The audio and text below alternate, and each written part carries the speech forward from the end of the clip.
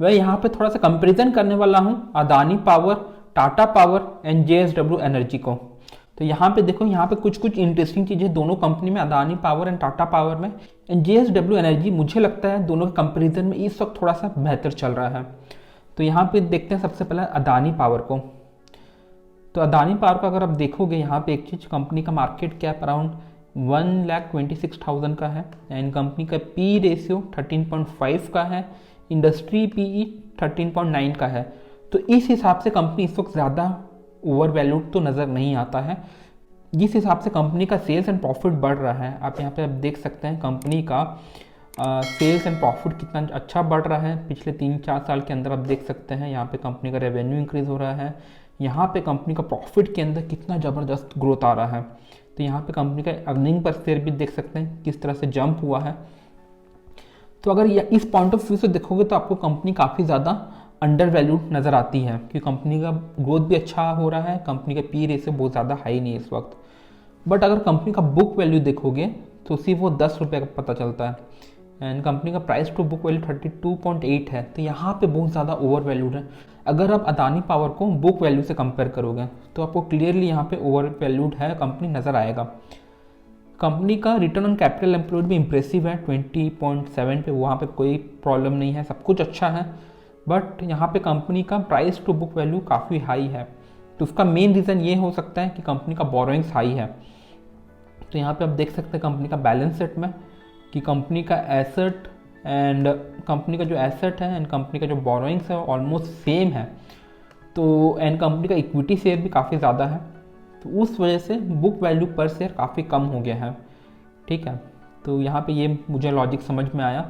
तो अदानी पावर का अगर बोरोइंग्स कम होता है, ठीक है, कंपनी अपने बोरोइंग्स को कम कर सकती है, तो हमें इस स्टॉक के अंदर बहुत ही अच्छा राइज देखने को मिलेगा। ठीक है, यहाँ पे ध्यान रखें, आपको ये देखना है कि कंपनी अपने बोरोइंग्स को कम कर रही है कि नहीं कर रही है।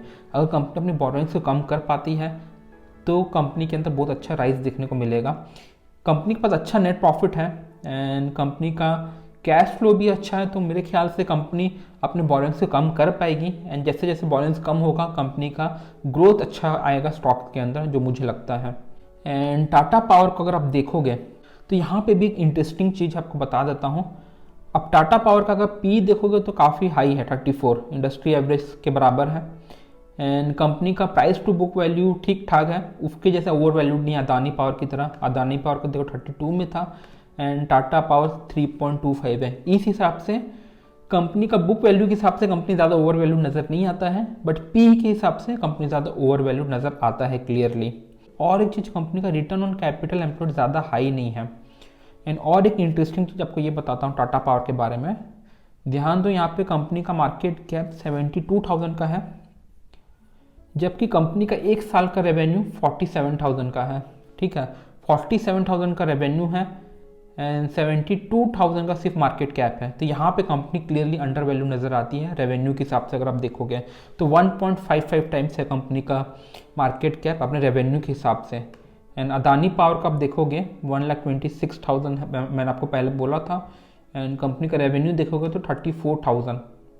तो इसको कंपेयर करोगे तो 3.7 टाइम्स या 3.6 टाइम्स आता है। ठीक है, तो उस हिसाब से यहाँ पे टाटा पावर हमें थोड़ा सा अंडर वैल्यू नज़र आता है, बट यहाँ पे कंपनी का पीई ज़्यादा है। तो इसका लॉजिक ये है कि कंपनी का जो एक्सपेंसेस है वो ज़्यादा है, कंपनी का ऑपरेटिंग प्रॉफिट काफ़ी कम है इस वक्त। आप देख सकते हैं यहाँ पे कंपनी का ऑपरेटिंग प्रॉफिट मार्जिन 12% का है टाटा पावर का, एंड अदानी पावर का आप देखोगे तो 40% का ऑपरेटिंग प्रॉफिट है। तो यहाँ पे टाटा पावर अगर अपने एक्सपेंसेस को थोड़ा सा कंट्रोल कर ले, खर्चा को कंट्रोल कर पाए, अपना मार्जिन को इम्प्रूव कर पाए, तो टाटा पावर के अंदर ज़बरदस्त अपसाइड मूवमेंट हमें देखने को मिल सकता है, क्योंकि क्लियरली कंपनी एक टाइप से अंडर वैल्यूड है, बट कंपनी का अर्निंग ज़्यादा अच्छा नहीं हो रहा, इस वजह से कंपनी के अंदर हमें अच्छा जंप देखने को नहीं मिल रहा है। तो ध्यान रखें, जैसे ही कंपनी का अर्निंग के अंदर इंप्रूवमेंट आता है तो वैसे ही हमें स्टॉक के अंदर बहुत ही अच्छा जंप देखने को मिलेगा। एंड इस वक्त टाटा पावर हेवीली इन्वेस्टमेंट कर रही है चार्जिंग स्टेशन सेटअप करने में इंडिया में। तो जैसे जैसे वहाँ से रेवेन्यू आने लगेगा तो मेरे राय में कंपनी का प्रॉफिट मार्जिन इंप्रूव होने लगेगा, कंपनी का रेवेन्यू और बढ़ने लगेगा एंड हमें स्टॉक के अंदर अच्छा जंप देखने को मिलेगा। तो देखो, दोनों कंपनी को कंपेयर करोगे टाटा एंड अदानी का, तो अदानी का लोन ज़्यादा है, उस वजह से कंपनी का बुक वैल्यू कम है, एंड टाटा पावर का बुक वैल्यू के हिसाब से कंपनी वो अंडर वैल्यूड है, बट पी कंपनी का ज़्यादा है क्योंकि कंपनी का प्रॉफिट मार्जिन कम है। तो यहाँ पे अदानी पावर का अपना लोन कम करना है, टाटा पावर को अपना प्रॉफिट मार्जिन इंप्रूव करना है। अगर ये दोनों कंपनीज एक लाइन पे काम कर पाए तो हमें ज़बरदस्त ग्रोथ देखने को मिलेगा दोनों कंपनीज के अंदर। एंड बात करोगे JSW एनर्जी का, तो ये कंपनी हर एक प्रकार से फिट है इस वक्त। कंपनी का बुक वैल्यू देखोगे तो 106 रुपये का है, तो 2.94 टाइम्स ट्रेड हो रहा है, ज़्यादा ओवर वैल्यूड नहीं है।